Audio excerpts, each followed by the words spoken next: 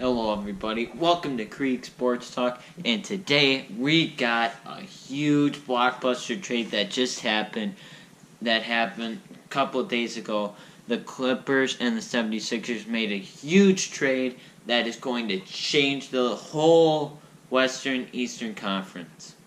So, let's just get down to the grits of the trade. So, they sent Tobias Harris, Boban Marjanovic, Mike Scott for Wilson Chandler, Landry Shamet, Mike Muscala to the 76ers, and the Clippers got a lottery-protected first-round pick, their own first-round pick for 2020, the Heat first-rounder, which is unprotected for 2021, and 2 future second-round picks, which have not been named yet. So, I've been on this channel, I've said it before, Tobias Harris should have been an all-star this year. I don't know how he didn't get an all-star. He's got 50, 43, 88. 50% field goal percentage, 43% from 3, and he's shooting a decent volume, and 88% from the free-throw line. That is just amazing. And then he's averaging 21 points, and he's 8 rebounds, and man, he should have just been an all-star over Karl Anthony Towns. Karl Anthony Towns, you're a good player. Tobias Harris, you're 3 times better than Karl Anthony Towns. I'm sorry. Nobody's trained for you, so. Well, anyways, and he's going to give the 76ers a floor spacer. They really don't have one because they don't really have any shooters. You look at the way their team's built. Ben Simmons cannot shoot. He physically cannot shoot. He cannot shoot, and he knows he's not going to shoot because he knows he won't make the shot. So, I've said this before, Ben Simmons, I don't think he should have been an all-star. I think you need to develop a jump shot in order to be an all-star and not just drive the floor. Let's be honest here. But, so, Ben Simmons, he can't shoot. J.J. Redick, one of the best three-point shooters in the history of the NBA. He was with the Clippers for a couple seasons, and he's been on the 76ers for 2 seasons. He's amazing three-point percentage. He's good at spacing the floor. And then from there, there's Joel Embiid, who top 5 player in the East right now. Floor spacer. But really, otherwise Jimmy Butler, he's good. But Jimmy Butler's more clutch. But anyways, he's going to give him a good floor spacer because he can shoot better than Jimmy Butler. Let's be honest with you. Jimmy Butler's a good shooter, but he can shoot better than Jimmy Butler. So he's going to give them a good option, and he's going to form a big 4 there with Joel Embiid, Ben Simmons, Jimmy Butler, and Tobias Harris. But I will get to this later in the video on the effects of this trade, but it's going to be interesting with Tobias Harris. Now, another dude they got, Boban Marjanovic. He's a good backup center. The one thing he does have is a limited defensive liability. That's going to be a problem. But he's going to take over really from Mike Muscala. But here's the thing about Boban. He's 7'3". People cannot guard this kid. People cannot guard. He's averaging 7 points on 10 minutes. No, that's pretty good. So, in a limited work, that's pretty darn good. Now, Mike Scott, he's a 3-and-D power forward, so he's going to be able to space the floor for that second unit. He's shooting 39.1% from 3, 40% field goal percentage. So he's not a terrible shooter. He's going to be able to space the floor, and he can give you good defense. So that's going to help out the 76ers on their playoff push, which is ultimately why they made this trade. Now let's talk about what the 76ers gave up. They gave up Wilson Chandler, who is a pretty good veteran. He's on a 1-year, $12 million deal. So he's going to give you, and he's an expiring contract, so that's even good for the Clippers, who are trying to gain enough cap room to sign 2 max superstars this season. He's shooting 44% from field goal, 39% from 3, which 39% from 3, that's pretty good. I'll take that. 44% field goal percentage, I take that. The only thing he's not really good is free throws, which is 72%. But I'll take that. He's going to be a good addition to the Clippers, and maybe it'll help these young guys develop.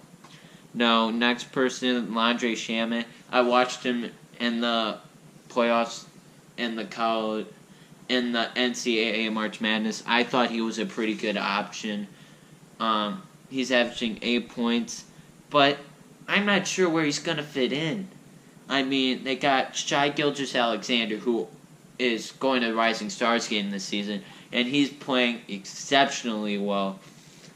I think Shai was a very good first-round pick. He's shooting threes at an okay clip, but he's going to develop into a better three-point shooter. He's got his mid-range game. Shai, I really think he's the future point guard. Now, Patrick Beverley, I'm not sure what they're going to do with him. He's more defensive-minded. I'm not sure about his contract, but I'm not sure about what they're going to do with Beverley. And then they got another point guard, except I can't remember his name. So, really, how are they going to fit that in? 3 point guards? Confusing. But it's Clippers. I think he'll be a good backup point guard addition. We'll see where he gets his minutes. Now, he's shooting 44, 40, and 81. So 44% field goal percentage, 40% from 3, and 81%. That's even better shooter than Wilson Chandler right now. And I feel he's going to give you good minutes. And he's going to play very well. And he's young too, so he'll develop. And we'll see if he's used in maybe another trade down the line. Because, as I said before, I'm not sure what they're going to do with Shai Gilgeous-Alexander and Patrick Beverley having 3 point guards on that depth chart. Now, the last person on this deal, Mike Muscala, he's going to replace Boban Singh.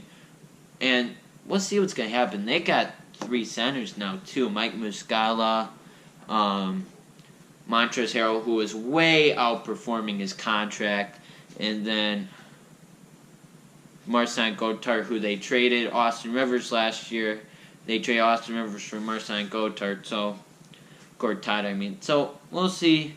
But Muscala, he's shooting pretty decent, 39, 34, 81, 8 points, 4 rebounds.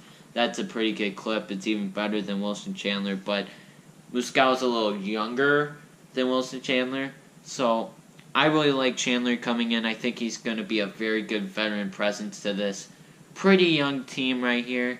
I mean, Lou Williams helping coach people, but I think he'll be a very good addition, kind of like what Tyson Chandler is to the young guys down in the Lakers. I think he'll be a good young guy for the good veteran guy for the Clippers. Now, lastly, the Clippers got a lottery-protected first-rounder for 2020, which we'll see where this pick goes, but 15, Clippers can get a good player. I would look for a small forward, because, I mean, their starting 5 right now is Gortat, Gallinari, Shai, Avery Bradley, and then Tobias Harris left. So I think if they're going to draft, they're going to try and draft on the wing. Maybe look for them to do another trade. But I think they're going to give up on this season and see what they have, keep what they can, and then next year move forward. And then they got the Heat first-round unprotected pick for 2021, which we'll see where that goes. We'll see where the Heat is, because honestly, the Heat is in cap hell right now. Let's be real. They're paying Hassan Whiteside $22 million, Goran Dragic $20 million, Josh Richardson $10 million, Dion Waiters $10 million. They're playing Wayne Ellington $10 million, who's not really playing. So they're in cap hell right now. So maybe the Heat, they'll make a deal, but I wouldn't look for that. And then secondly, they got 2 future second rounders, which we don't know where that's going to go, but we'll see about that. So I think I'm going to do, in my next video, I'm going to talk about the effects of the Clippers 76ers trade.